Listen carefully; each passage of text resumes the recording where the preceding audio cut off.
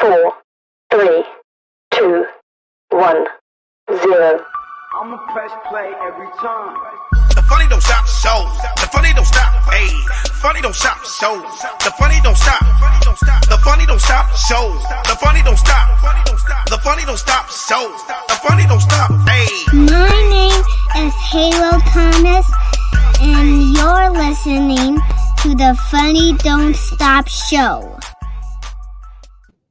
Hey, big claps all around. Big claps all around. We are back. How's everybody doing? How's everybody doing? Good. Great. That's what I'm talking about. My name's Alex Thomas. I'm your host. What up? It's your boy Savvy Amusing. This is Ced Brass. And it's Betsy Cox. And I'm your boy, Raul. And you're watching The Funny Don't Stop Show. It don't stop. It does not stop. As long as I've known all y'all. Ain't been a week in. Wait, how many? What number are we on? Somebody tell me. 116. There has not been a week in 116 shows that there has not been some laughs and some funny. Am I right? I mean, stop me if I'm lying. Yeah, man. From the most serious to the most hilarious, it's always been a funny moment, man. Always funny. Absolutely. Real shit. Betsy, I am loving your hair and your little pieces of baby hair. I see the baby hair. I didn't know white girls have baby hair. I have baby hair. Yeah, she got the lace front in. You know how they do the lace front and then they just have the little hair like baby it up. Yeah, exactly. It looks really good. You coming from a photo shoot or something, Betsy? No, I'm learning how to. Well, my hair is naturally insanely huge. Okay. So Okay. I just curl it down. But I'm learning how to do my makeup from these TikTok tutorials. Okay. So you're staying busy. I see you. In a minute, you're gonna be getting booked from doing like big high profile ladies makeup. Yeah. Yeah. No, I don't think so, Alex. I mean, what if they? I mean, if one of these big time chicks calls you, is like, oh my God, I saw your TikTok. Your makeup's amazing. Can you meet me on the set of my new blah blah blah, and we'll pay you whatever? Would you not pull up and do that girl's makeup? I would not. I would be like, oh, you're crazy. Hell no. You might not be seeing the flaws in this shit. Hey, well, Betsy, that shows the difference between you and me. I'm pulling up with business cards. And is there anybody else that needs some lipstick or makeup in this bitch? Because I'm going to get some extra money. Hey, what up, Andre Durity? My boy that went to Fairfax. Savvy Amusing, how you doing, brother? Man, I'm doing good, man. I was sitting up, got the giggles off your ass and your production team, man. It's this video that you did, man. With the first 48, bro. Oh, so much of what you've done has been hilarious, but I don't know why that one specifically is just so fucking funny to me, man. I can't stop laughing at this shit and it don't matter how many times I watch it. It's so funny, man. Thank you. I appreciate that. And of course, it was shot by Raul and my boy Kevin Blatt. I mean, we just took a real scenario on First 48. And what's crazy is to show you how much weed Snoop smokes, he posted it when we originally put it up, which was last year, right, Raul? Yeah, it was last year. And it got over 1 million hits. How about somebody chopped it in half? And he just put it up yesterday, and it got 3 million views in one day yesterday. Yeah, man, awesome. It's funny as shit because it's the funny part about it is basically the truth, but it's the sarcastic version of what really does happen. You know, and that's what makes people laugh. And then what makes me feel good is anytime you do some original content that is written and it's well thought out and it's acted great and it's shot well and it's edited the way we do, and then for it to get that many views, it's just a good feeling. You know what I mean? Yeah. I mean, I know I'm a different generation to a younger guy, and maybe we're like, oh, I'm about to be in the next Tom Cruise movie. No, it's not that. Right. To me, it just lets me know, hey man, I still got it. People are watching. Funny is funny, and those numbers don't lie. You get what I'm saying? Ain't no expiration date on funny, fam. Exactly. So shout out to Snoop Dogg for reposting that. Ced Brass, how are you today?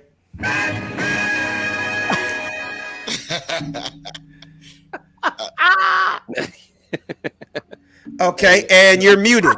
You are muted. No, I'm not muted, Oh Alex. yeah, Now no. there that he was is. that was just a test. Oh, that was Yeah, just a test. great There you weekend, great weekend. I'm glad to see spring is officially here in full swing here in lovely sunny California. Exactly. So I'm excited to just get out, man. Smoke a cigar coming up this weekend. Maybe Yes, play yes, some yes. golf. Yes, So yes. just enjoying life, man. We trying to get out this Absolutely. pandemic and get back to normalcy, man. So one step at a Exactly. time. We're slowly getting there. We're slowly getting there. Yeah, we're And, slowly getting there, man. Yeah, Raul, how you been, man? Man, good, man. I'm recovering from yesterday, man. My back is sore as hell from golfing. From golf? Yeah, I went out to Valencia yesterday. Okay, was it fun? Yeah, man. I just bought that 60 wedge. The lob wedge. The lob wedge. Yeah. Did you use it?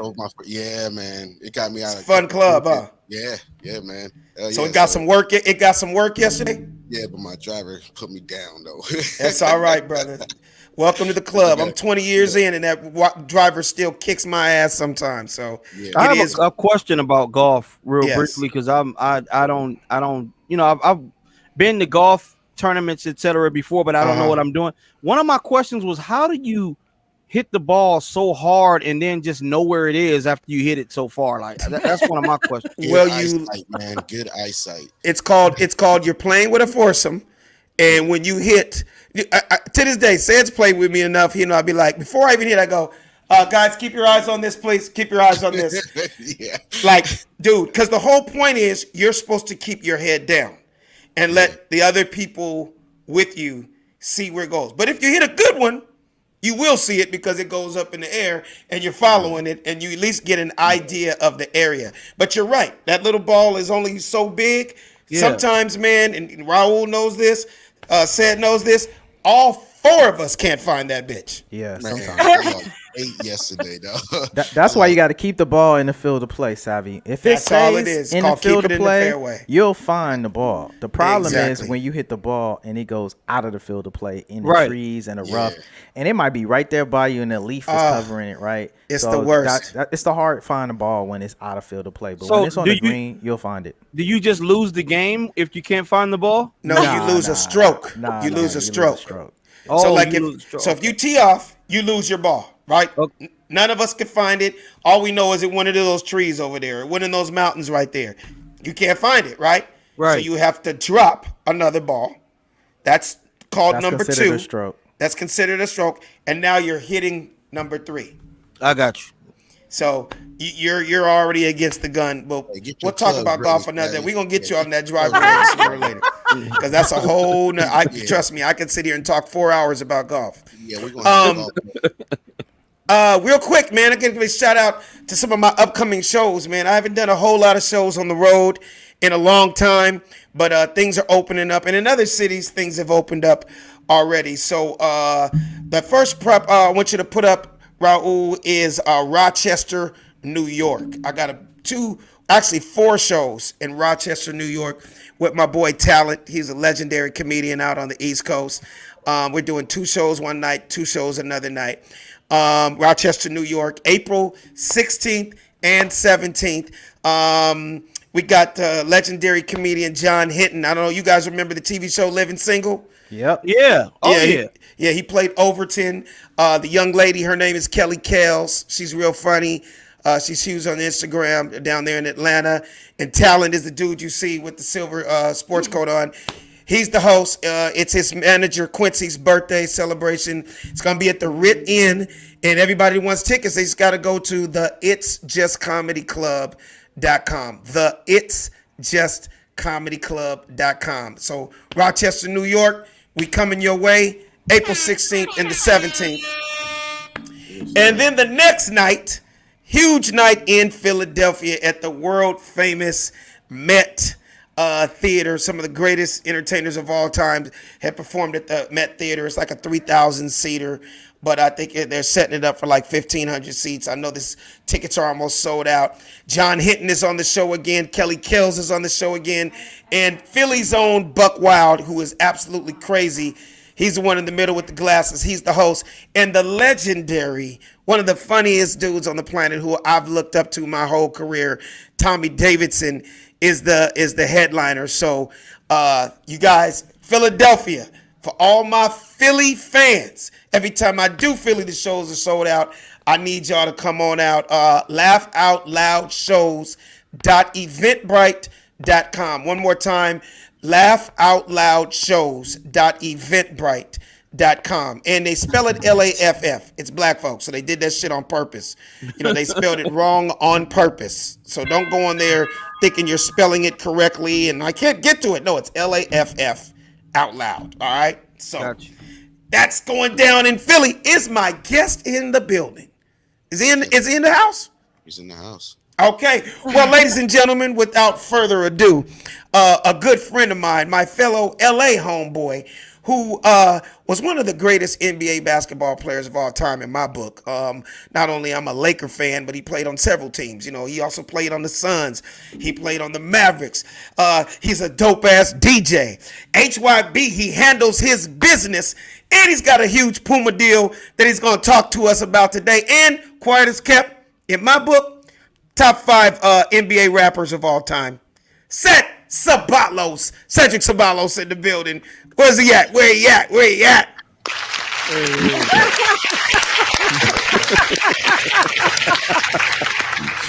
Ced Ceballos. What you drinking? Kool-Aid? First, let me toast that intro, man. I'm gonna send you your Cash App money later. Ladies, gentlemen, how you guys doing? Everybody good? Man, great. Yo, what's going on, brother? Come on, man. You can't get sleepy on me now, man. Come on, man. Absolutely Come not. on. Hand out the energy drinks. Hand out the Courvoisier. Hand out the whatever you got to hand out. Hand it out, Alex. We can't have this. We got to have the energy up. No doubt. We got 2 Ceds in the building. And we got you got 2 Ceds. We got 2 Ceds. In fact, I'm going to introduce you to my boys. That's Ced Brass right there. That's Ced Ceballos. Yo, what's up? Yes, indeed. That's my boy Savvy Amusing. That's my boy Ced Ceballos. What up, Ceballos? How you doing, brother? Yes, That sir. is my girl Betsy Cox. Betsy, that's my boy Ced Ceballos. What's up, Sad? I want some Pumas. Oh, wow. Already trying to get your chime on. Already. That's going to be our first topic right there. That's going to be our first topic. But go ahead and introduce Raul, man. And then, of course, we got, but you got to roll the R, Ced, when you say it. Raul, let me hear you say it. I gotta sit up straight too. Yeah. Pump the chest. My cha-cha on with it. I gotta get my first things first, man. With a name like Raul, can you make a mean burrito? If you can't make a mean burrito, killer. I can make a killer burrito. Okay, that's what's up. Wait. I have to tell you, Ced, that was very racist. I can't believe you said that. That'd be like, keep going. And can you make a mean pot of collard greens with some fried chicken? Right. Some stereotypes are not racist, though. You gotta admit, though. I can make a mean pot of collard greens, though. I can make a mean pot, though. That's just assuming we could all sea walk and shit. You know what I mean? Not every black dude can sea walk. Only us from LA. Huh? You can see walk. I can see walk backwards, frontwards, high, drunk, whatever. It's just see, we from LA. It's just kind of embedded in our souls, kind of like skating is. Am I right, Ced? Oh my goodness gracious! It's just a part of life of being an LA kid. I'm not really sure where everybody else is from, but those are the things that you have to learn how to do. Now, I'm now, Alex grew up as a Crip. I grew up as a Blood. Why you gotta put all my business? I still know how to sleepwalk. You know why you gotta put all my business in the streets, though? I'm just saying, we ain't banging no more. You know, I got kids now. It's gonna be somebody waiting for me doing a drive-by. I watched the those Funny Don't Stop show, homie. Hey, look here, Alex. They not gang banging at Whole Foods. They not gang banging at Whole Foods. They ain't sex tripping. They ain't pulling up to you with the fresh Aquafria. They not doing that. They not doing that. Said, I'm about to be all over the place. I had so much stuff I wanted to say, but I just got to address one thing: how near and dear that damn T-shirt is to me. I don't know if anyone else understands that. Come on, but when I see that T-shirt, I instantly know the years. Because, we've been friends that goddamn long. I was coming to those games to watch Nick, Eddie, Ced, Eldon, and Vladi. Come on, man. Now, talk to me. Like, was that just some shit you came up with? Did you buy that on the street? Did somebody, your family do it? You see that? That's the foundation right there. The kids that run my foundation, they make up creative T-shirts. They got this one. They got when I was with the Suns. They got a God morning, no typo shirt, because I say that all the time to people when they say good morning to me. I say God morning back to them, no typo. Right, so they right. make up creative shirts to fund their projects, and we feed the homeless too as well, and we also sponsor kids scholarships as well as basketball trips and all that stuff. So this is one of the t-shirts they sell. Cedric Ceballos Foundation, at Cedric Ceballos Foundation, if you guys want to go and purchase. But let's get back to the topic though.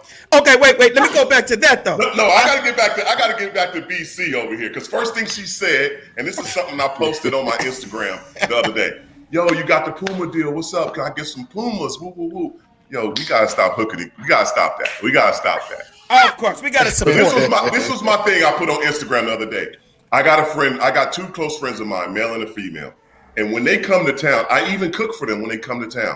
I'm not gonna say who it are because I don't want to put their business out there. Right. But when they come to town to perform, to do whatever they do, it could be sports, it could be on the mic, it could be whatever. I buy the tickets early so I can sit where I want to sit, and I enjoy going to concerts. I know we haven't been there in a while. Exactly. But I enjoy going to concerts. But I have made it somewhat in life where I can pay for my seat and sit where I want to sit. Right. Now, like say for instance, Alex, you got the show coming up. You got a lot of people in Philly. Come on out. You can't give everybody in Philly tickets, man. Brother. Exactly. So my point is, no money would be made. No money would be made if this is something that you really love and appreciate. And I do love and appreciate these human beings, and I love what they do. Even if they didn't do it, I still would pay to go see concerts for people that I don't know. You know what I'm saying? Right. So why not go? Why not go buy some Pumas, BC? Why you can't just I have so many Pumas. Oh. Yes. Hey, you know what? $1 Fenty Puma. We gotta talked stop about doing this that. last week. I just shouted out to Puma. Actually, I think Puma should be paying me. That's what I'm talking about. Let me write that down. I'm gonna write that down. Make sure. Yeah. Do an gets intro. free from them. You know what I always say, Sid? I always say when people ask for free shit, I always go like this. Do you go into the Gucci, Louis Vuitton, or Nike store and think you can get a hookup? Yes. Absolutely not. So why the hell? A discount if you want one. Hey, and with that being said, Alex, your shoes, they're on the way. They should be there any day soon. I appreciate you. I know what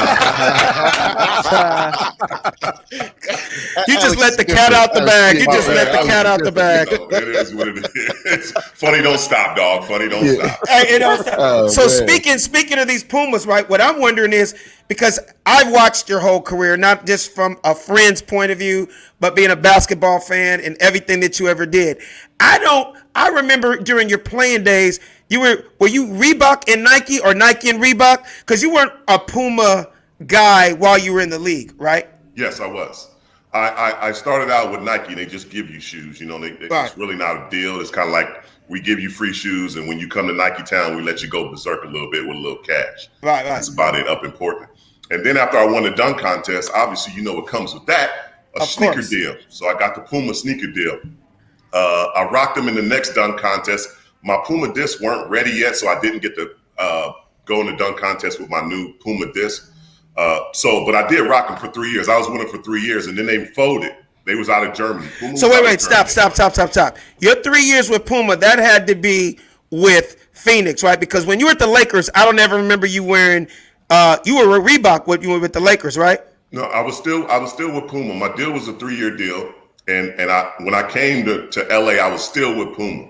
But by the time the game started, they had folded, but they still paid me for the 3 years. So I was still under contract. So if you notice the shoes that I was wearing, I think I was wearing Nike or Reebok. I can't remember. Yeah. But I had to take the label off of them. You know what I'm saying? I had to cover the label up. So I was still under that deal. So when that deal expired, then that's when I jumped on the Reebok. So you actually had to do that before every game. Yeah. They were pre-done. So Right.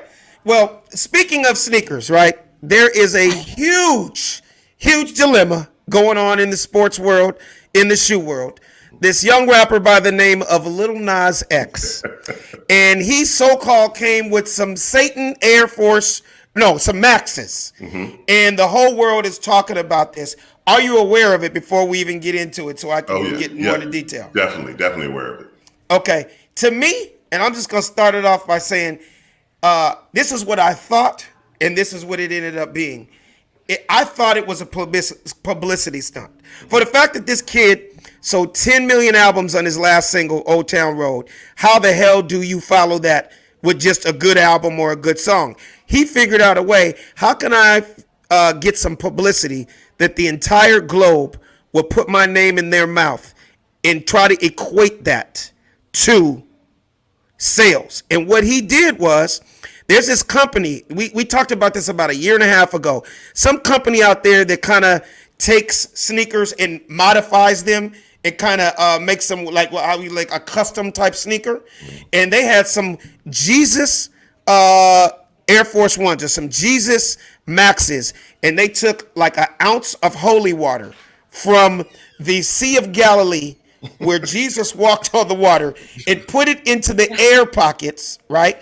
And put like John 3:6, like a scripture on it, and actually sold these Jesus Air Force Ones on the internet for like $14,000, $15,000, right?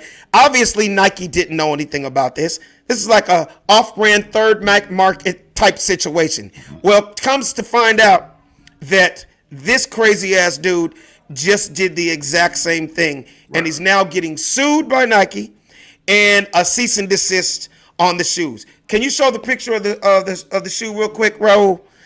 Have you seen the picture of the shoe set? Yeah, I've seen this. I've seen it, and it's got the drop of blood in it, and it's got the devil sign and the 666. Yeah, look at that. And only 666 were sold. Exactly. I was like, whoever came with this brilliant ass, whoever his marketing team is, they had a concept, but one thing we don't do, we don't fuck around when it comes to the devil. This dude is giving the devil a lap dance in his video, bro.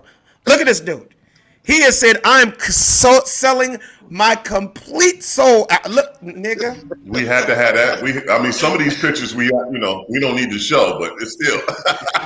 I didn't see all these pictures now. Whoever in control of the you know what I'm saying? I can't unsee that. I can't unsee that. And that's why I want to know. And that's why I want to know your feelings on where we at now, man. What's going on? What's going on today? As a hip hop fanatic and rapper yourself, what's your take on it? Yeah, it has nothing to do with being a rapper. This is about marketing and the shock value. You know, we watch people take things to the next level and see how crazy and wild it can get. You know what I'm saying? Like, it's real weird, but we won't. It's just like the news. The news makes their money not off of good things, not the wholesome stuff, because the wholesome stuff comes when they run in the credits like, oh yeah, Alex Thomas saves a cat from a grandmother and da-da-da-da, and nice to see you. See you guys tomorrow. All right, same time. And it's, it's like that. So the biggest thing is the big bad story. That's the first one that comes. Breaking news. Lil Nas X and the shoes and the devil and the Satan. Right. So that's what he did. And sometimes you take that chance, and like you said, Nike is suing him and a cease and desist and all that. But the damage is already done. Yeah. The damage is already done. He already put himself out there, and everybody, and we're talking about it, and everybody else is talking about it. His mission accomplished. All I know is Nike moved really, really fast, and I'm happy they did, because I was personally pissed in my own house. And I'm going to tell you why I was pissed. I was like, if this turns out to be true, I got $1 million worth of Nike shit in my own house amongst me, my kids, my family. And now I'm going to have to go outside and burn my shit because of this motherfucker. It looked like I'm supporting a satanic brand. I am so happy that they came out quick and fast, because I was about to be mad as hell. And then you get people, I was like, wait a second. They've got too much money, and too many black folks are into that brand. And let's just take a brand ambassador like LeBron, who they gave $400 million lifetime contract. If that turned out to be true, and Phil Knight came out and said, yeah, we support the devil, you know what would have happened? Nigga, LeBron would have been with Reebok in the next day. Who the hell black is going to wear some Satan high tops? First things first, let's not downgrade his $1 billion contract with Nike. I'm sorry, I had to throw that. Yeah, exactly. $1 billion. Sam. Thanks for that insight. Is that what LeBron's deal is? Yeah, $1 billion. $1 billion. His lifetime deal is $1 billion. So, not that he's the only one that got a lifetime deal. Allen Iverson has a lifetime deal. Clyde Frazier, Ralph Sampson, a lot of people have lifetime deals, so that's not something unheard of. It's just, so now it makes sense, Ed. You just helped me with something. You just helped me realize something. So that's the reason every game he's wearing a shoe per quarter. That nigga wears 4 pairs of shoes every game because he is trying to sell some goddamn sneakers. Every time out, right? But even if he doesn't sell sneakers, he's still gonna get that billion. That's what I love. That's what I love about basketball. We got them guaranteed contracts. I love. Yes, I just sir. love them guaranteed contracts. Savvy, what were you gonna say? Because you're a huge fan. Savvy?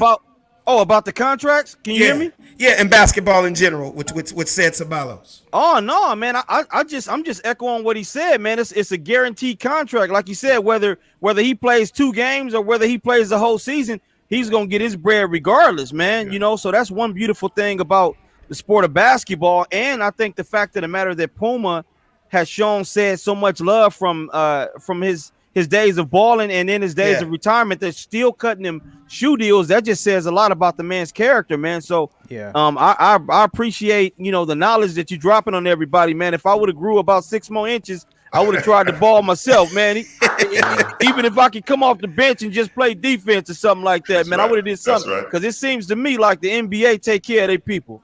Yeah, like an average player in our league right now, if he's an average player, ladies and gentlemen, he will walk away with $40 to $60 million in his pocket. Average. Not even a star. Not even get your own shoe. That's average. Wow. That's average. Average. Like you said. That's a 6th or 7th man, correct? That's a 12th man, right? Damn. If that's a ball boy. Hey, if you keep your nose clean, you do the right things, you show up early, you leave late, you applaud the good players that are out there. You may never even see the court. Who knows? It might be a blowout or something like that. $40 to $60 million if you just stay the course. I mean, it's 5-10 years is the average guy gonna make about 40 to 60. Speaking of players, do you talk to any of the fellas? Nick, Eddie, Eldon, Vladi? Just how they doing? Those are just because that's just my generation, and I know Nick. You know what I mean? I know Eddie also, but do you talk to any of those guys? Yeah, our fraternity is huge, and we always keep in touch and make sure everybody stays up. I mean, I just hit Vladi. Vladi had a birthday. Eldon, Nick, we play golf together. I'm in Dallas right now. Nick lives here full time in Dallas, so teeing it up. I heard you guys talking about it before, so teeing it up with him. He's actually putting together some craziness. I think he might get in contact with you. He wants to start a league of celebrity golf tournaments. Who, Nick? Yes, and I'm gonna have to hit him. I'm gonna have to hit him because he loves the sport. I played with him a couple times. We gotta talk about that, man. We definitely gotta talk about that. So, Ced, I know you wanted to say something to Ced Ceballos. No, as a fellow carer and bearer of the name Cedric, I've always admired and been a great fan. I will say, before the comedian Cedric the Entertainer came out, a lot of people always say, "Oh, your name's Cedric, like Cedric Ceballos." Yes. So I always had a kinship with the name and actually taking the title. Yes, it's Cedric, like Cedric Ceballos. So I was carrying the name Cedric Ceballos, even though my last name isn't Cedric. But I didn't have a really question. you know what's funny? Hey, say, you know what's funny? Like I get that too now. Like when I tell my people my name, like I like the Entertainer. Like he overlapped me. It's all right. It's cool. Like he's the only Cedric. Like he's the only Cedric in the world. Exactly. And you were before him. And you were before him. Exactly. Say, let me ask you this: when you were growing up, did you hate the name? Could you stand? I couldn't stand my name when I was growing up. Why? I love the name, but for me, I just hated how people that thought the name was interesting, and that's really why I liked it. But I felt like they always had to try to go, hey, and I don't know why they don't do this with any other name, but for some reason they always had to validate the Cedric. Your name Cedric? Oh, like Cedric Ceballos? Yes, Cedric the Entertainer. Why do people have to go with Cedric and then have to All right, now you're making me go deeper. Now you're making me really go deep because we've only been friends a long ass time. Check this out, Ced Ceballos. Watch this. Ced Brass, how about tell your boy Ced Ceballos how you really spell your name? Oh yeah, so my name, you probably see it on the avatar. But my name we is just see Ced, S-E-D. Yeah, I'm talking about the way you spell it. Secdrick. Yeah, so his is really Cedric. Yes. Where yours is Cedric. Yeah, but when you read my name, you say it's Cedric, and everybody, and that's why I couldn't stand my name. Like, how y'all getting this wrong? And then people even spell it with an H somewhere in there, and no K, and this, that. I'm just like, It is what it is. But, like I said, I always wanted a common name. Like I even got to a point, because we Pastor Junior High School. I'm just going to, throw that out there. Come on. And I'm John Burroughs. So, we were rivals. No. We weren't rivals. You guys were a very expensive school and we were a very inexpensive school. There's a difference. No rivalry there. There's no same rivalry. hood though, Sam. We knew the same people. We could meet at John Burgers at the same time. Okay. All right. Come on now. Right. My brother went to junior high. He was gifted. He went to John Burroughs. He was gifted. But where we did meet up was at World on Wheels on Friday nights. Now, there might be some schoolyards up in there. That's for us real LA people to know. Schoolyards, manfields, gears. Come on now. We come on. Don't act like it ain't what it is. Let me give you your street cred, because for you to go up there on a Friday night, your parents were brave. I was only allowed to go on Tuesdays. Tuesdays, the door open at like 5 or 6 when the sun is out, like right now. The door opened at 5 or 6, and there'd be a line outside. Everybody out there waiting, looking fresh.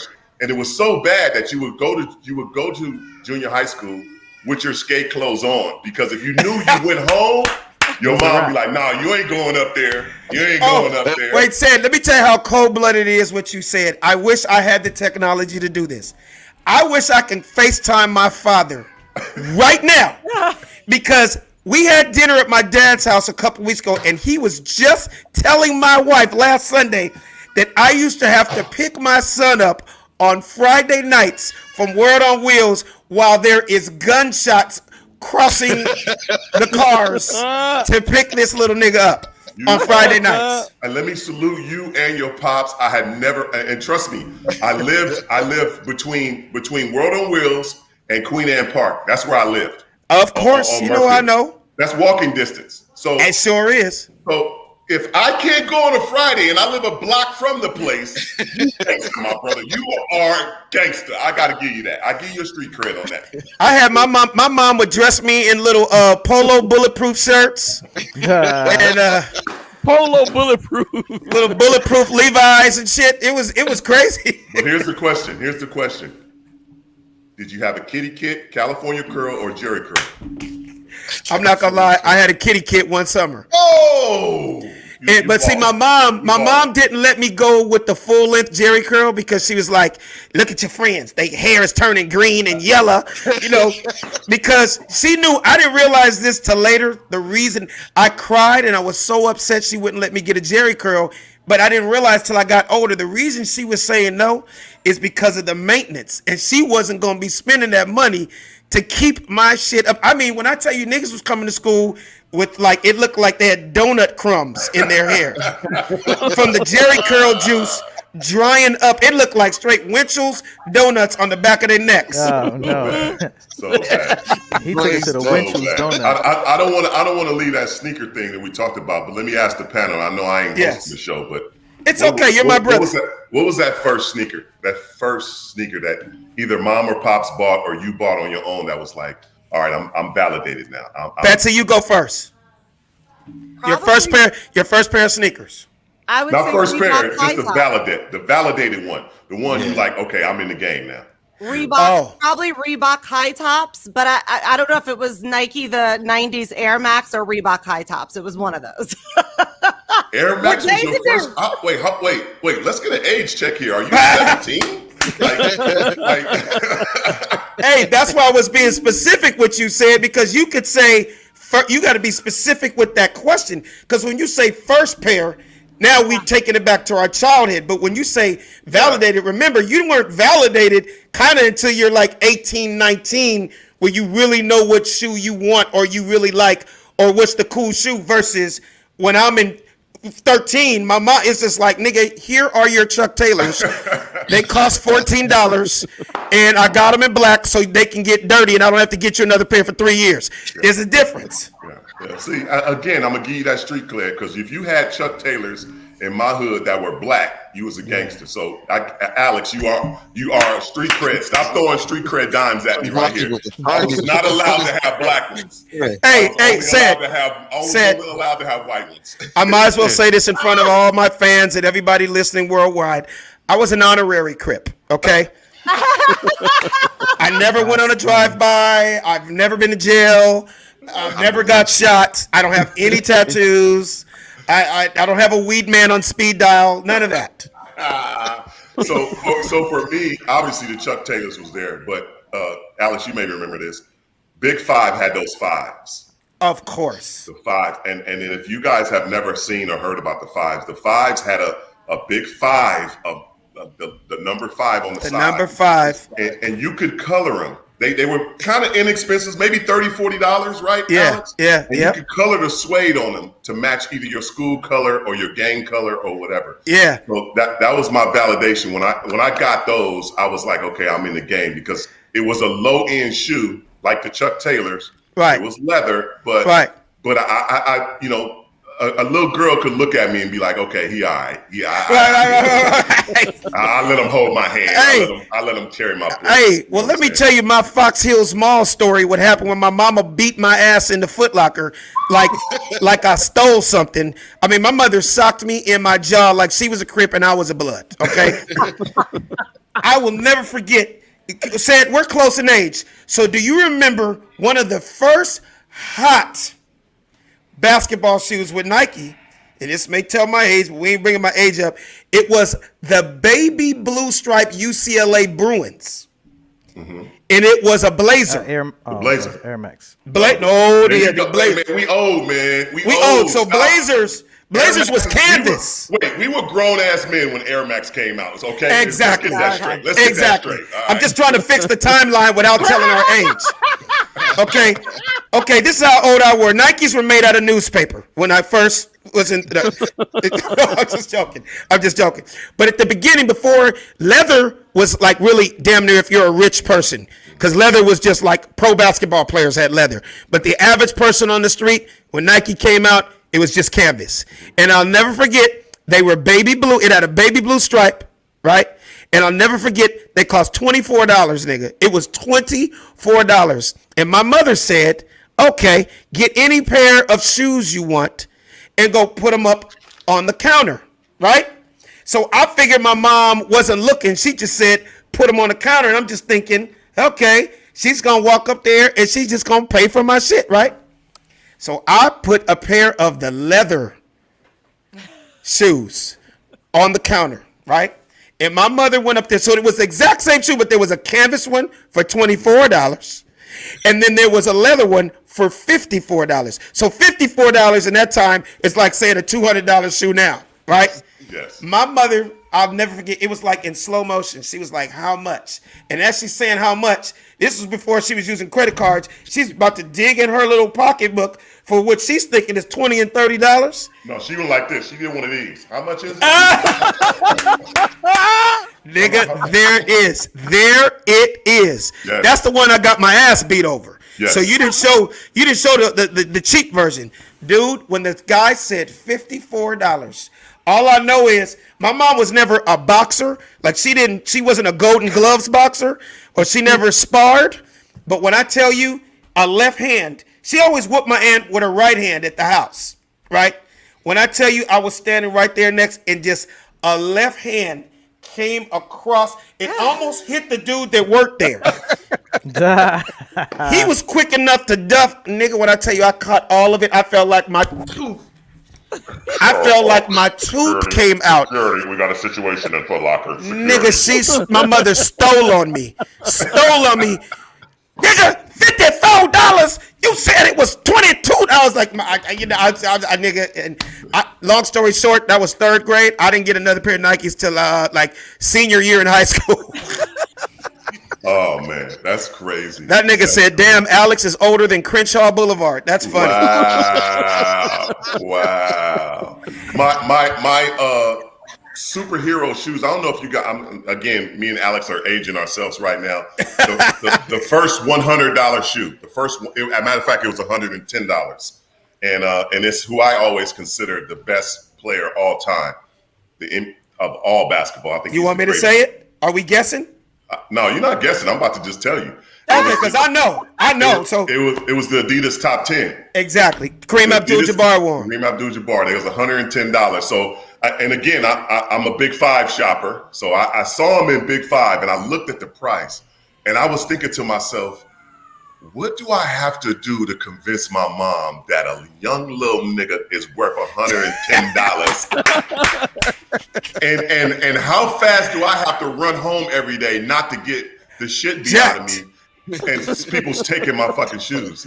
Right. So I made. You see, you didn't make a wise decision, my friend, when you went to Foot Locker in the Fox Hill Mall. I made a very wise decision, and no disrespect to this man, because I still idolize him to this day.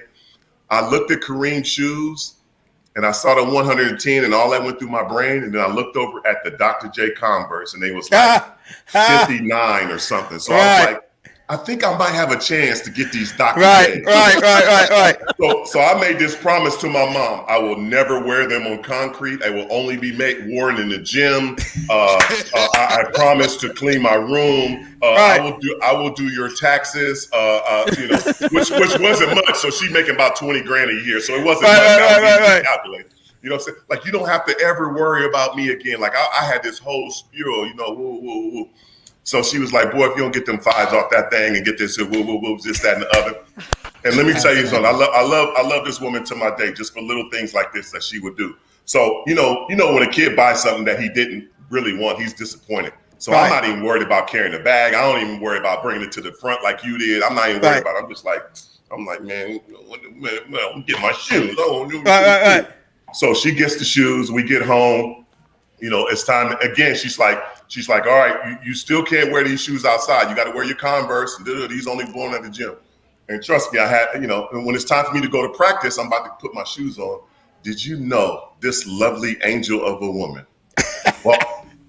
Bought me the Dr. J's and did not tell me. And I went to practice. I was like, I'm shocked. Like, I'm looking around. First, I'm looking around like, I know I didn't steal these. Did I steal these? I could have sworn she walked out with the bag. Right. I may have been known to steal every now and then, but I know I wouldn't steal a whole box of shoes. I wouldn't do that. I wouldn't do that. A little G.I. Joe. I could slip in my pocket. Some pack of bubble gum, some Nihilators I might have took. You know what I'm saying? Chico stick or something. Yeah, but not a whole. Hey, what color star? What color star was it? Oh, they was neutral. They was neutral, baby. Ooh, so you had the all whites. All white, had the all whites, but so it just went with everything. So when I showed up at Robinson Park for my game with those shoes on. Oh, you were a superstar. Nobody could tell you nothing. Hey, I had in my mind that game. I had about 72 points. In my mind, I had about 72. I was on fire, even though I never really got off the bench. I played for about 2-3 minutes. That was about it. But in my mind, I had 73. I was killing. I was Kobe that day. Okay, I'm glad, because you just brought up a name, rest in peace, that gives me this segue. Okay, so you and Nick and Eddie and Vladdy, all y'all were the stars, and of course Shaq, were the stars of the LA Lakers the years that Kobe Bryant was a 17, 18-year-old rookie. My question to you is, when you were the star of the Lakers, said, and this kid was sitting on the bench, did you have any idea that he eventually one day was going to go down as one of the greatest basketball players of all time? I knew I told this to Kobe his rookie year when we were teammates. He tried the 360 on Shaq in half court drills, and you know what I'm saying, like practice, not full court, like where it's just him and Shaq. I'm talking about all 10 of us are on the court. We going through offensive dummy, playing practice. And he got in the middle and tried the 360 and missed. And Shaq, went up there with him, met him at 12 o'clock. He just happened to misjudge the dunk. So Dale Harris at the time, he's old school coach. Rookie, sit down. Just lay the ball up. That's why he didn't play when he first got on the team, because Dale was a old school guy. Like, man, I didn't play it. So basically, Dale was like, I don't care what Jerry West said, how great you're going to be. You're going to follow this system, and there's none of that hot dog and shit on my clock. Yes, obviously, we know what happened after that. But so he's kind of upset, and he's sitting on the side, and I just went over to him and was like, man, you a little bit bigger than basketball, man. Just be patient. It's coming, man. Don't think that it's the end of the world. You bigger than basketball. So did I know where he was going to be where he is now, like a cult, like a cult following of this man? No, I had no idea, but I knew he was going to be pretty good, and he was bigger. I mean, just the fact that he was so mature, 17, 18-year-old, so mature. He would practice with us in the morning at either Loyola or at the Forum. Right. He would leave there and go over to UCLA and practice with Barron and all of those guys, the college kids, his age. Then he would leave there because he lived by Palisades. He'd go to Palisades High School and practice with the high school. This is all in a day, like almost every day, unless we had a game.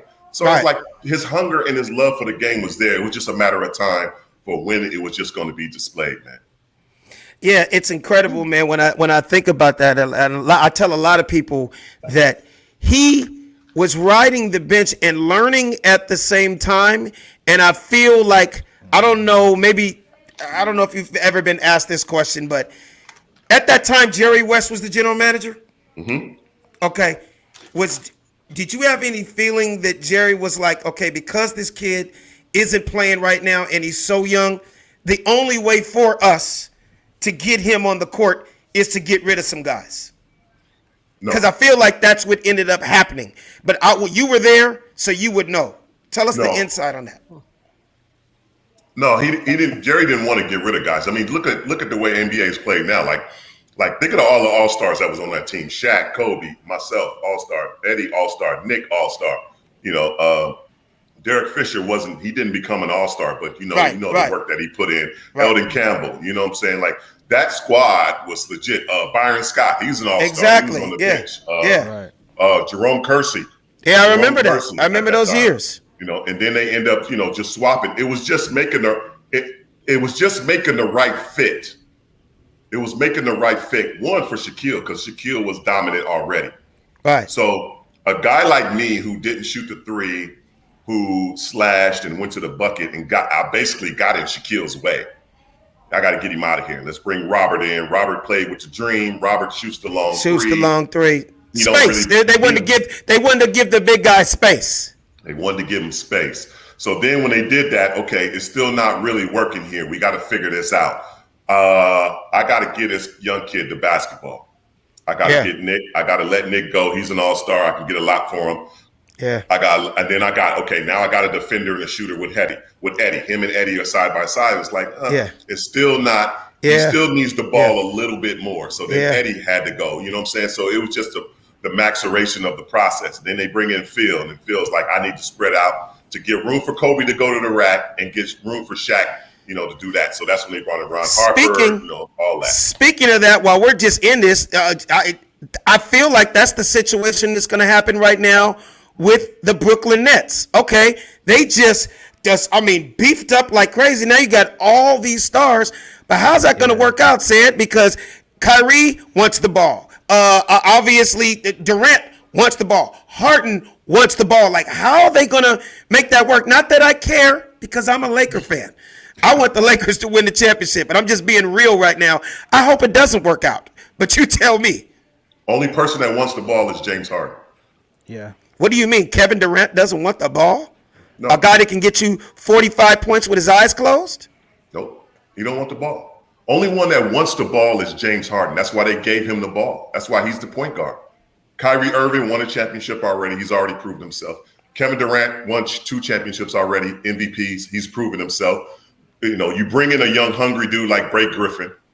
Yeah. Who doesn't need the basketball to do what he does. He's so athletic. And he already knows that, okay, 40 from him, 40 from him, 40 from him. You know what I'm saying? All right, if I get 10 to 20, I'm good. A couple of dunks, I'm good. But I need that ring to validate. I think he's on year 15, something like that. Yeah. Now they got Aldridge. They got a big ass, power forward. Yeah, and they don't need him to play power forward. They need him to stretch it. They need him to stretch it.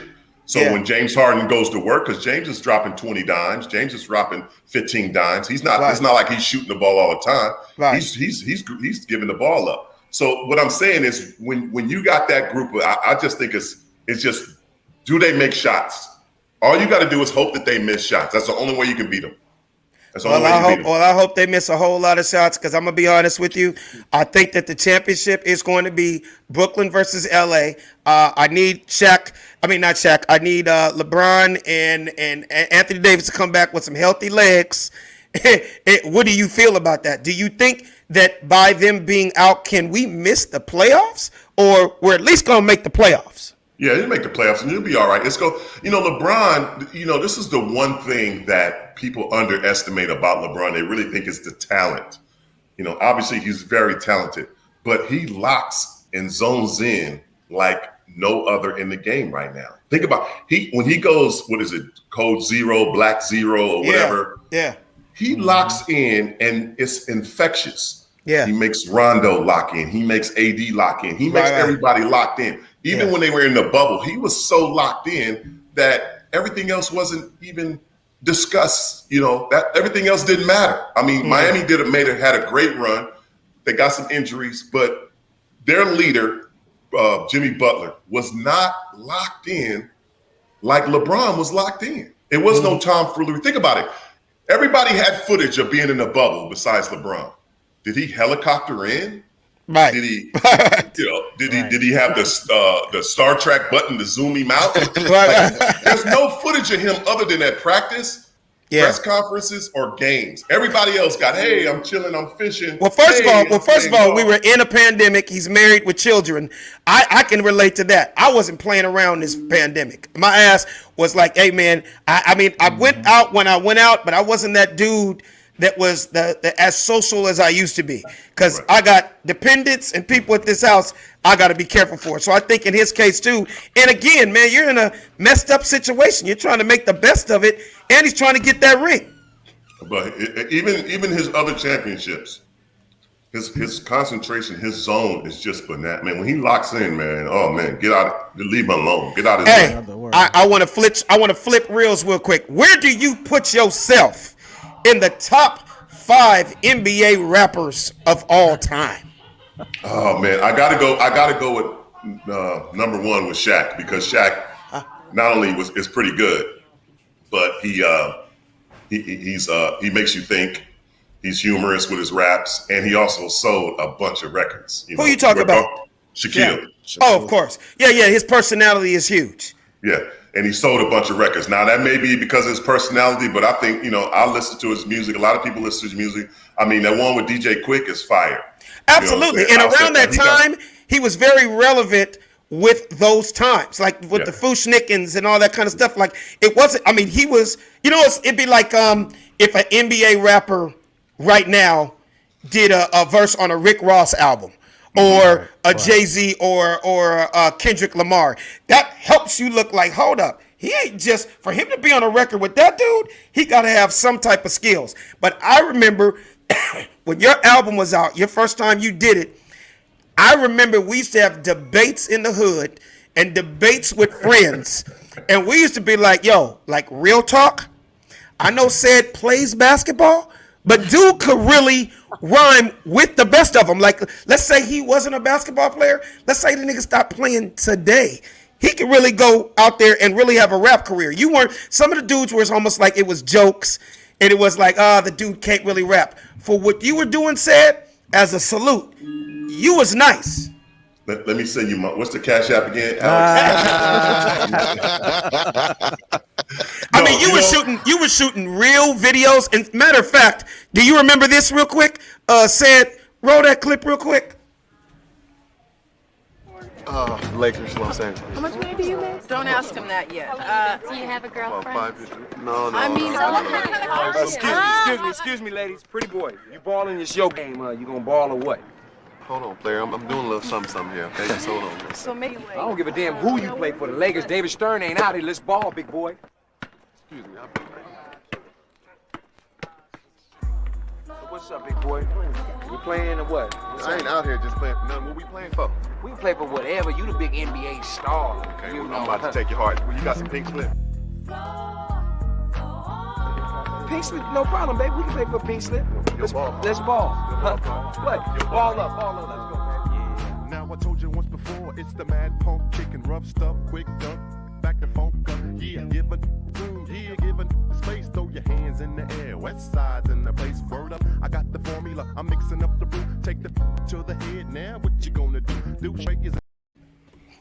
Hey, first of all, said I'm surprised Suge Knight didn't sign you to death row back there. He tried to. I mean, real talk. I mean, I want to know, were those groupies or were those the girls at the basketball court really singing the background flow on? Flow on. Flow on. Oh, man, you crazy. And to your point to what you made, like, first things first, I wrote everything. I wrote that whole song. Warren G produced the track, but I wrote Warren's part. I wrote the hook, all that. Right. And the reason I say that is because what I spoke about or what I wrote about was me. Like I wasn't lying. I wasn't saying I got a mansion on the hill and I had a mansion on the hill. Hold up. I was at your mansion parties, brother, and I have to say some of the funnest times of my life. I still won't forget the Super Bowl party up in Bel Air. Okay. Oh yeah, you're right. Okay, I won't. Yeah. What party? I forgot. I got a wife. I got a wife in this house too. I'm tripping. Betsy's listening, man. You can't say that in front of her. Betsy's listening. She's listening. Only locker room talk, man. That's only locker room. You can say whatever you want. I got a nanny cam on my husband half the time. I will throw down. I'm not from LA. I'm from Louisiana. Wait. Speaking of something said, because you brought something up I was going to ask you about. You know, how it's a two-part question. How the hell did you find time to write songs? Because if I can remember correctly, right, you were one of those dudes that you actually had a rap album in the prime of your career as a basketball player. So I used to think when I would see you, because I remember bumping your music as you left me tickets for Laker games, and I would be driving to the game, bumping your music. I'm like, does this dude write songs at halftime? Do you go to timeouts and think of songs on the floor? Like, how do you do this? Come on, man. Practice is only 3 hours, man. It's a ton of time to write. You know what I'm saying? We got the plane. You can write on the plane. You can write at home. You can write on the way home. I mean, it's tons of time. That's one thing about athletes, man. They got too much time on their hands. That's why they get it. They start doing things. And it's just too much time on your hand. Too much time, too much money. But I'm telling you, it was just a natural ability. I mean, I sounded West Coast. I'm from the West Coast. All day. You know what I'm saying? Like everything I talk about Chevys. I had a Chevy. I mean, I didn't lie. So that's why everybody was like, yo, he's pretty good. Because you know, you can tell when somebody's just come on, man. Like the new rapper that come out, like, yo, I got millions and I got my chain and and I got so many chicks and like, wait a minute. Right. I got a Lamborghini and a helicopter. You know what I mean? You know what I'm saying? Like, this your first song. You ain't got that yet. Like, right. You gonna have all that, but your first song, you gonna tell everybody, I'm paid. I'm paid. Like, no, you're not paid. You're not paid. Right. You gotta pay that money back, man. You just signed on Thursday. You do not have a condo in Dubai. All right. The name of your song, Manicure on the PJ. I'm on the P. Like, no, you're on Southwest. And you just happen to be in business class. You just happen to be in business class. You know what I'm saying? Oh, that is so. Hey. Oh my God. Yo, no. So I remember this compilation, right? And that's something that you don't really see too much anymore. Raul, we were talking about that, and I think Raul, he's from the Bay, right? And he was like, do you remember the compilation with Ced, J Kidd, Gary Payton, B. Shaw? Do you remember the Best Kept Secret? Yeah, I remember that. And only other person that wrote their own rhymes was Dana Barrows. Everybody else, somebody wrote their song for them, and you could tell the way they perform and sung. Like Chris Mills was on there. Chris not a rapper. Jason Kidd not a rapper. Right. Isaiah Ryder was so gangster on that album. It's ridiculous. And he's the nicest guy in the world. Even though he's got a stone face, Isaiah's one of the nicest guys in the world. But he's one of the nicest guys in the world. He's one of the nicest guys in the world, but he also is one of the only dudes ever play basketball with a gun in his shorts while he was playing. That dude was a real street dude. I'll never forget that. But what's so crazy is it was like, I'll never forget, because I used to joke about it on stage when the Best Kept Secret came out. I was like, anybody got that NBA mixtape? Crickets. Hey, yo, that album right there went double aluminum, man. Recycle. We recycled it again. You know, it came back. You know, we think about going double cardboard next year to recycle. And it kind of died down, man. Like, I think of the next generation that came after you, they love hip hop, but they weren't really doing it. Like, you cut to today, the only dude really doing it in the league right now is Dame Lillard, you know, Dame time. And he's, I guess, going hard with it. You know, have you heard some of his stuff? Yeah, Dame is sick with it. Iman Shumpert, he got some skills too. There's a couple other guys out there. KD got bars. KD, he not put it out. But what happened with that album was it got to David Stern, and when it got to David Stern, it had no push by the NBA because of the language. Because of the language in there, it had no push. So even Allen Iverson, his album was next. And he got the word to, hey, look here, you want us to promote you? We want us to push you? Don't do that album. Because you have to talk about happy stuff. You have to talk about, because remember, it's kids watching. And I remember Allen Iverson had like, Busta Rhymes and Jadakiss, and he had like some real hard. Album. He had a fire album. Like, I think he should put that album out right now. He had a fire album, but it was. You know, it ain't for the young. It wasn't for the young. Right. So David Stearns was like, hold up, you know, like, we don't need that. So that's why that album, you know, went double plastic, because it didn't have no NBA push behind it. Right. Oh, so look, before you go, man, I always involve our guests with some of the topics and some of the stuff we talk about on the show, right? Before I go on, though, Raul, Savvy, Ced, Betsy, did anybody want to say something, Ced, before I get to this last topic? I don't want to make sure everybody wants questions, comments. No, you good. Yeah. No, I just always, especially being a Laker fan growing up, I just always appreciate the opportunity to speak to a legend. You know what I'm saying? And somebody that I grew up watching. So you could get my Cash App too. Yeah. You know what I'm saying? I'm about to hit you too, because all these compliments. but real talk though, man, it's dope. It's dope though, man, because unfortunately in my lifetime, it's a lot of people that I wish I could have met that unfortunately passed on. So when I get an opportunity to meet a legendary individual that I grew up looking up to, man, I appreciate the moment. Yeah, I understand. You know what's crazy, Ced? Alex, real quick, can I add to that? Yes. Because this is my.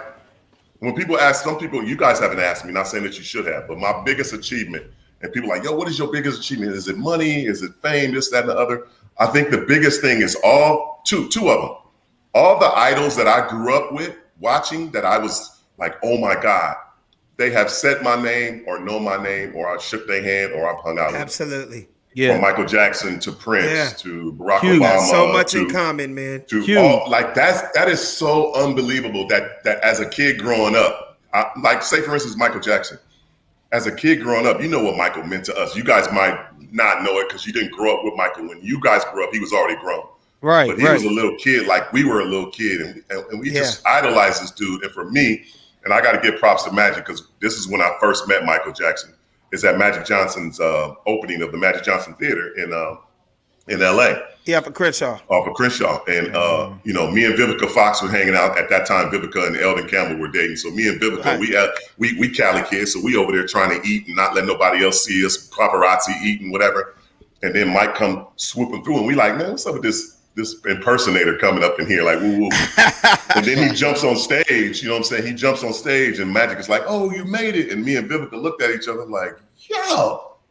Like, so I followed him around like a puppy dog, just trying not to be noticed, you know what I'm saying? Right. So I end up watching the movie. But you're 6'7". But what are you, 6'7", 6'8"? Yeah, 6'7". You know? How the hell you gonna not be noticed? I'm like this. Like, I ain't next to him. I ain't over there.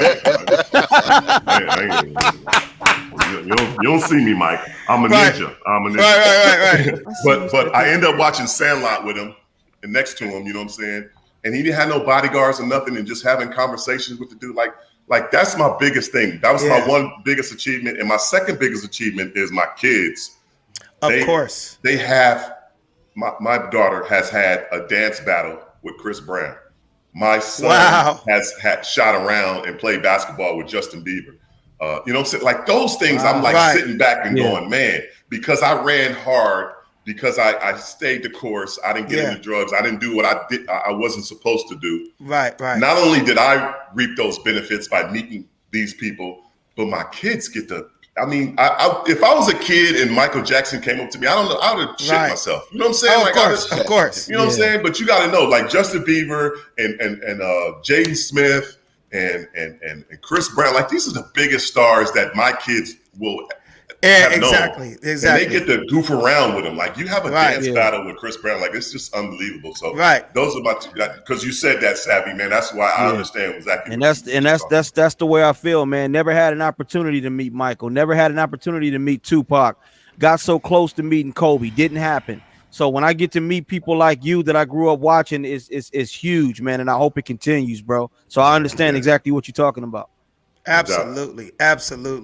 So speaking of something, okay, I don't know if you saw this or not, Sid, but it came on my timeline the other day, and I was just absolutely blown away. I don't know who on this panel saw this.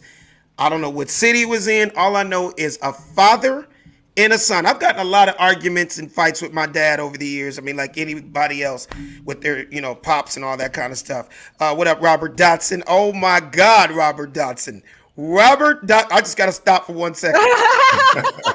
Oh my God. Did y'all just see that name, Robert Dotson? We saw Robert Dotson. What's going on with Robert Dotson? So let me tell you, Robert Dotson, we're grown now. We're grown now. So I can say this, and I hope he's not mad at me, but hey, Robert, I ended up being a comedian, brother. So I'm going to start by saying that. I used to do a joke in the early 90s, said, about growing up in South Central LA, then moving to the West Side. And like, when I went, okay, how do I say this? Jim Brown. We all know who Jim Brown is. Yeah. One of the greatest football players of all time.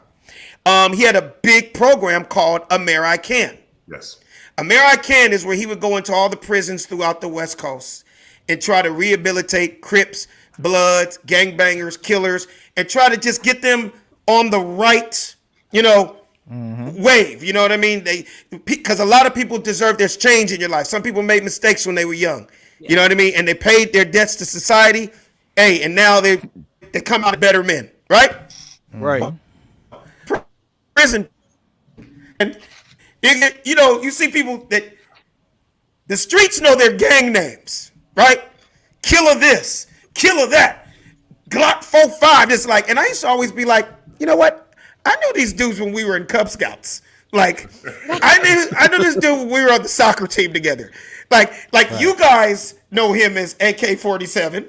You guys know him as Bam Bam, nigga. I know the nigga as Robert Dotson. Oh my God, no. So the dude that just hit us a second ago, when I tell you he was one of the most notorious gangsters in my childhood that people used to be terrified of, but he's the nicest guy in the world. And he did what he did. He paid his debts to society. And now he is watching the Funny Don't Stop show. No. I had to say that. Robert Dotson, brother, I know you probably still over there by my daddy's house. I'm going to come by. Wow. I'm going to bring you a 40-ounce, a blunt, and some Laker tickets when I see you, bro, because that was just something. A blunt and Laker tickets. That just was personal to me. Like I got chills because, put it this way, without getting into details, that dude that just hit me, you've probably seen him on TV shows like American Gangster or. Hey, look here, bro. Hey, man. See. You gonna put him back in now that you gonna put his business all out of the atmosphere. You know what I'm saying? Hey, he knows I'm a comedian. I just had to say that. Hey, Robert, aka Bam Bam, brother, thank you for hitting me. The funny thing is, you just made my day. You and Cedric Ceballos. You understand me? Hey, look here, man. I got it. 3501 Wilshire Boulevard. I got a crib in Beverly Hills. Come by and get a hug, man. Come by and get a hug, man. I don't know what Alex just did to you right now, man, but don't come here. I just was on the show, man. He didn't want to put your business out the street. Oh, no. We can laugh about it now because we grow. Oh, shit, there he is. LOL, I'm good now. Love you, Alex. Oh, God, thank God he said love you, Alex. Oh, he's sweet. Bam, Bam, what's up, boy? Hey, man, appreciate you. I'm glad that you got Wi-Fi now. in a laptop. I don't know if you on a Mac. I don't know if you on a Mac or if you on a PC. But Alex. I love you, cuz. He spelled love L-U-V. Hey, he's a gangster. That's how you spell it. That might, you know, the gangsters are all on us, so that might have been let us get violent. That might have been let us get violent. That's funny. Hey, speaking of violence, we're gonna end the show on this note. Okay, ready? I don't know if you saw this video, but it blew me away. A daddy and a son in a shootout. I think it's in Atlanta on their front step. Please, Raul, show this video, and then we're gonna comment, and then we're gonna be out. County father tells deputies he confronted his son about having a gun in his pocket.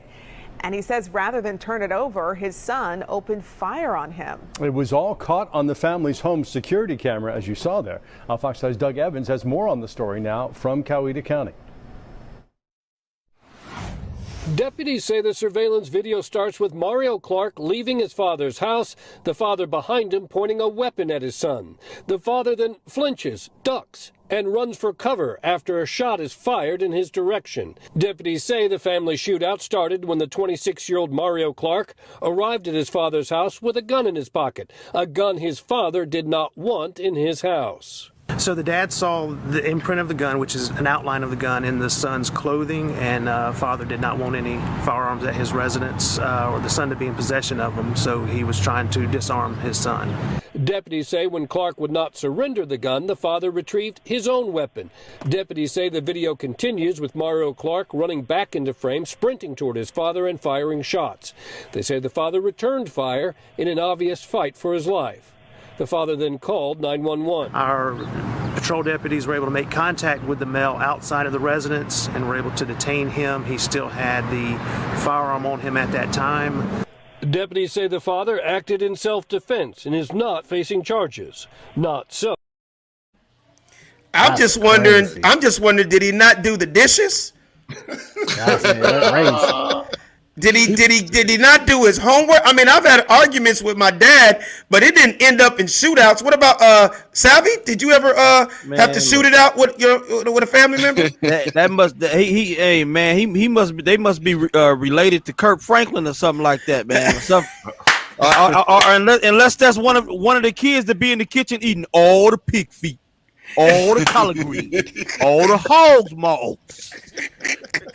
Should never go down like that though, dog. That's crazy to me, man. Talk about War of the Roses. That's crazy, bro. Said Brass. Have you ever gotten a shootout with your dad? Man, hell no. But what I'm really shocked at when I see this video is that we're able to get guns, but we might need to go get some gun lessons. Because the fact that neither one of them was able to hit each other in that close proximity, they're shooting a gun at the side like they've been watching movies. Right. Like, this shows an example of not just getting guns, but being properly educated on how to actually use guns and how much it's a necessity in our society, man. It's crazy out there. Betsy, have you ever had to shoot out with your dad or anybody in the house have to pull out any guns? Well, my dad wasn't in the house most of my life, but but let me tell you something. This is a Southern thing. Donald was there, though. I have to say, this is a real Southern thing. Guns are real big in the South. Everybody has them. Right. And I have been threatened my whole life that my mom will shoot me if I do this, that, and the other. I don't know. My mom's still like, girl, don't make me pull that 9mm out on you. But I am a huge advocate for gun control, and I think guns need to be wiped out. We need to get rid of them because of shit like this. Thank you. Okay, Raul, have you ever had a shootout with your papa? No, pistolas. Pistolas? Yeah, the pistols. No. I mean, I've had debates with him and everything, heated arguments, but never got to that point. Oh, heated with no heat. Heated with no heat, yeah. Okay. What about you, Ceballos? No, but you can tell that they was related by the whole duck and shoes. Yeah, you know what I'm saying? And I'm not a person that's ever been shot at, nor do I want to get shot at. Right. This means what's the difference if you get shot? I don't understand. All I know is I'm the nicest guy. I'm a nice guy. I don't get in fights, but I kind of opposite of you, Betsy. I'm that nice guy that I feel sorry for anybody that tries to invade my house and come after my wife or my 3 babies, right? So I'm a huge gun advocate. I have them to protect my house. I'm not the dude that's going to the liquor store with my AK-47 in my truck, or I'm not going to the club with a 9 in the truck. But if you come into my house, y'all gonna hear about me on the news. Somebody's gonna get ate the fuck up. That's all I'm gonna say. I grew up in a neighborhood, and I've said this to you guys before. My mom drove us around and had a 9mm on her lap.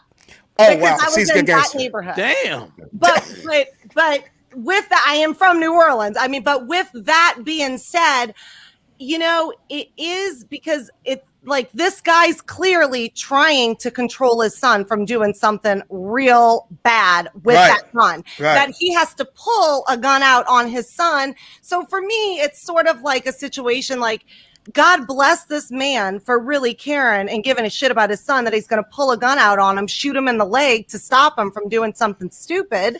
But if there were no guns and we could get rid of them, this type of shit wouldn't be. You wouldn't have to protect your house. And I know people say we're never. I hear what you're saying, but the reality is that there are very bad people out there. And yes, in a perfect world, Betsy, guns kill people. And actually, it's not the guns that kill people; it's the people with the guns that kill people. Right. But you have to protect yourself. You have to protect yourself, and that's all. That's all I'm saying. What were you going to say, Sid? Well, I just love the fact that you're talking directly to Robert from your neighborhood to say, look, if you come see me, I will have to. I mean, that's basically.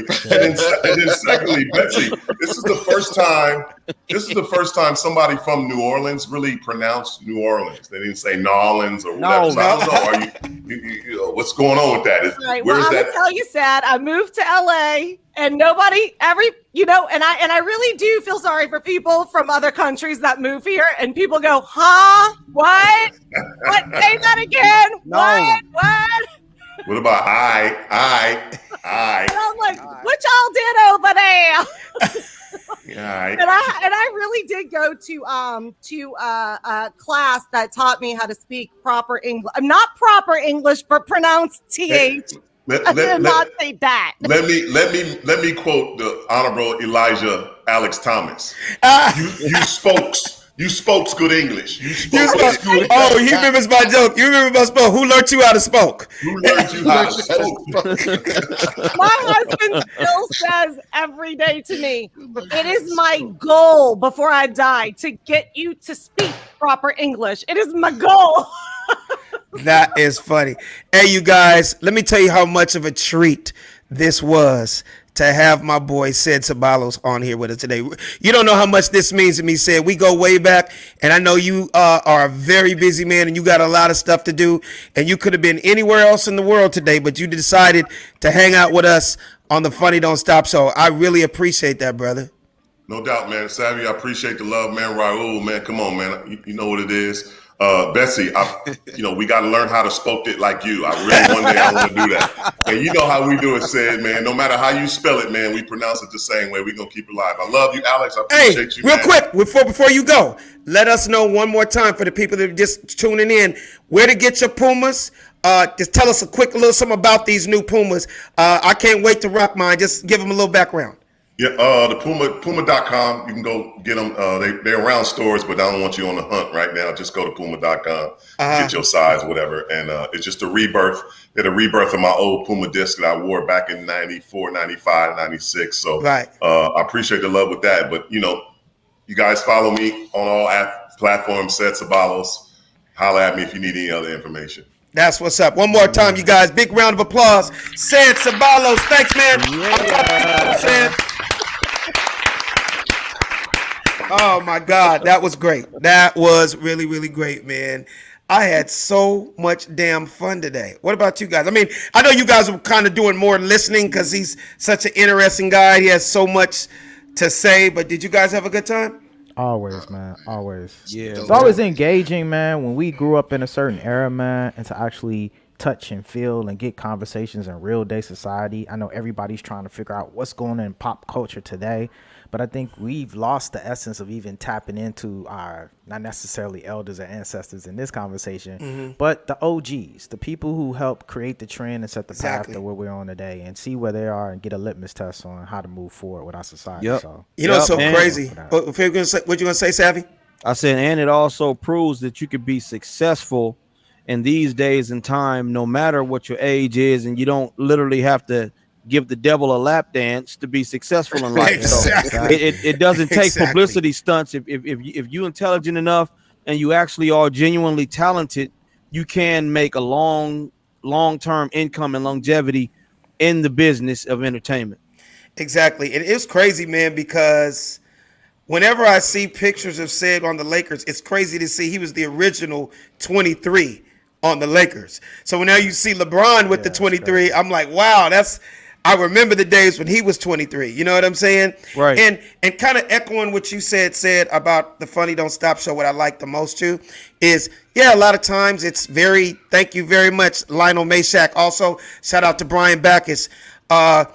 It's crazy because we have a bunch of new stuff that is news, that is topical, but I like how we intertwine it with some of these OGs or some of these stars. You know, hey, they live in this world just like us. And we're going to definitely talk about what they have going on and what their outlook is on a certain thing. But sometimes I just got to involve them and be like, yo, man, I know you see the news just like us. What are you thinking about with that situation? Because that was kind of crazy how we intertwined while we were talking about shoes.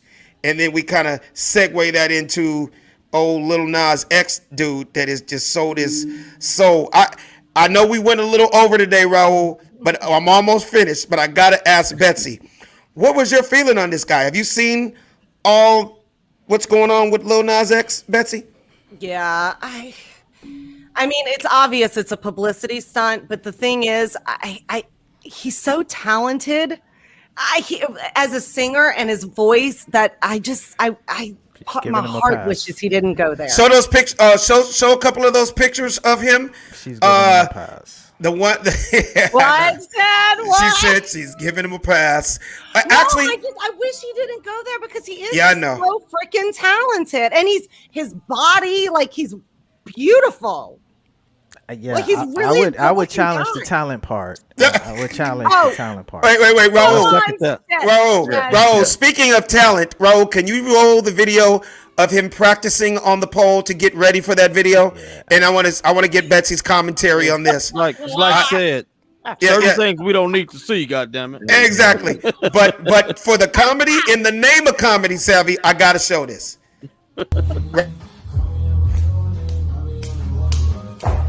That was long. Betsy, was that you in the background? Yeah, sound like Betsy. Yeah, Didn't that sound like Betsy? That was fun. Yeah, that sounded like Betsy in the back. Didn't that sound like Betsy? I thought that was her. I thought the mic was unmuted for a second. Betsy, have you seen?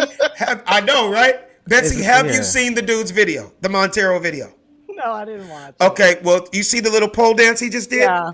In the video, he's on a pole, and I'm not exaggerating. He's on a pole that is 4 miles long. Mm-hmm. The pole goes from under the ground to the top of the clouds. It is like he is on a pole for 25 minutes. Like, he's giving the devil a lap dance. Yeah. He takes the devil's horns off and puts them on his head. Like, it is so satanic and so left field. It's disturbing. Mm-hmm. It's gross. That's all I'm going to say. But I know people are like, how can you say that? Some people look at it as talent. I personally don't, but everybody has their opinions. Come on, Old Town Road. I mean, that was a very catchy song. But we're not talking about Old Town Road. We're talking about giving the devil a lap dance and riding the devil's cock. Yeah, Old Town Road. He went from subliminal. On TikTok are outraged.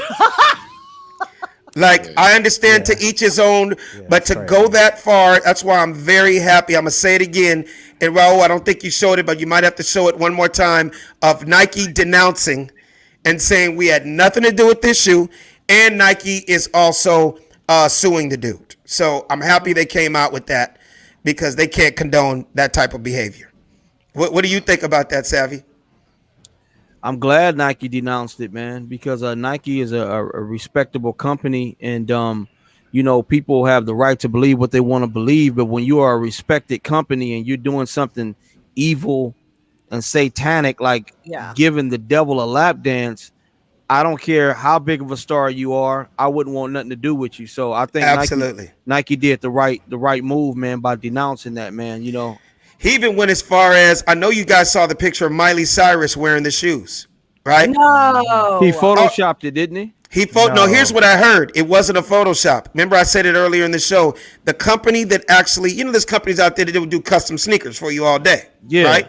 So he actually, has the kind of money where I could see him get 100 pairs custom made, get them to certain people that have millions of followers, just to pull the wool over the world's eyes.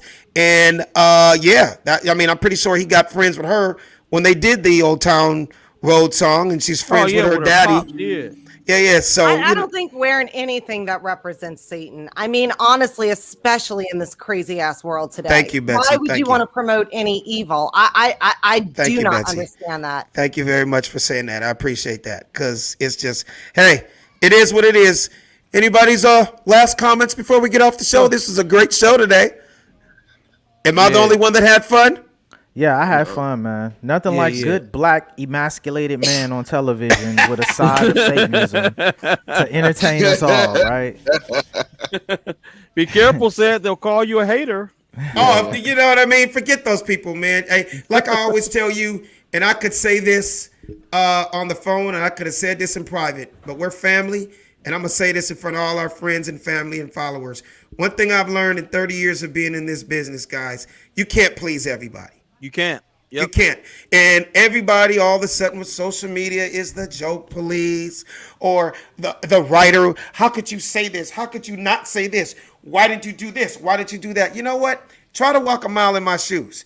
You try to host a show. You try to be a comedian. You try to be an entertainer where, yes, our job to please people, but not to the point where I'm not being myself and I'm not being true to myself. You get what I'm saying? Yeah. So that's why I love this core of friends and family that you guys are with me. You guys, we're all different in our own right. I think we have a great chemistry. I love all our friends, family, and followers that do follow us. The subscribers are going up.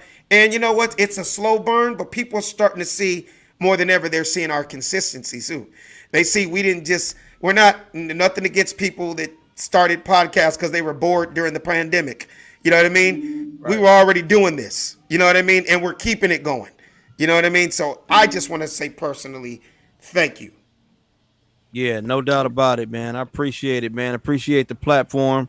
We censor it everywhere these days, man. So I appreciate just having a moment of being my goddamn self without somebody saying, you're a hater.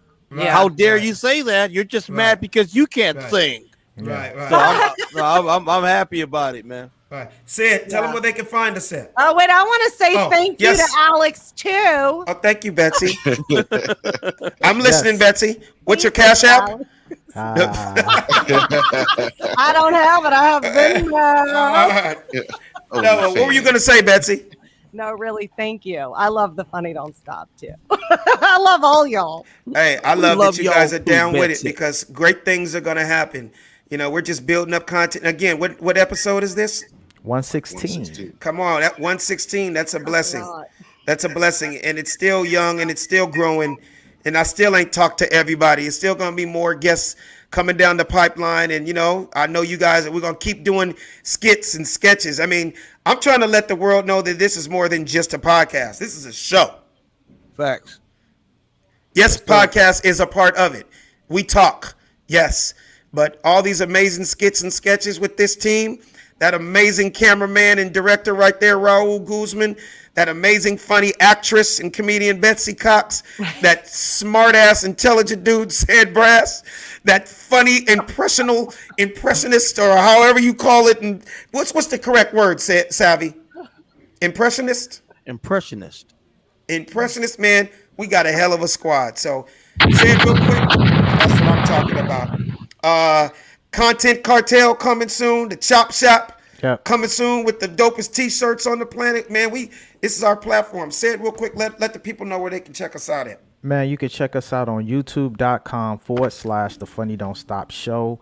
Also, you can check us out on Apple Podcasts. You can check us out on Spotify. You can check us out on Google Podcasts. And more importantly, you can check us out on iHeartRadio. But definitely check us out on youtube.com/The Funny Don't Stop Show. Like, subscribe, and get the alerts. Ced, where can they find you at? You can find me at Ced, SEDBRASS, Instagram. Savvy Amusing. Instagram, Facebook, Savvy Amusing. Betsy Cox. Lately, mostly on TikTok at Bling and Betsy Comedy, but Instagram as well. That's what I'm talking about. And Raul. Yeah, you can find me at the Big Ooze, DABIGUZ. That's what's up. And you can find me at Funny Man Alex Thomas, but every single Tuesday right here on The Funny Don't Stop Show. The Funny Don't Stop. Hey, the Funny Don't Stop Show. The Funny Don't Stop. The Funny Don't Stop Show. The Funny Don't Stop. The Funny Don't Stop Show. The Funny Don't Stop. Hey, the Funny Don't Stop Show. The Funny Don't Stop. Hey, the Funny Don't Stop Show. The Funny Don't Stop.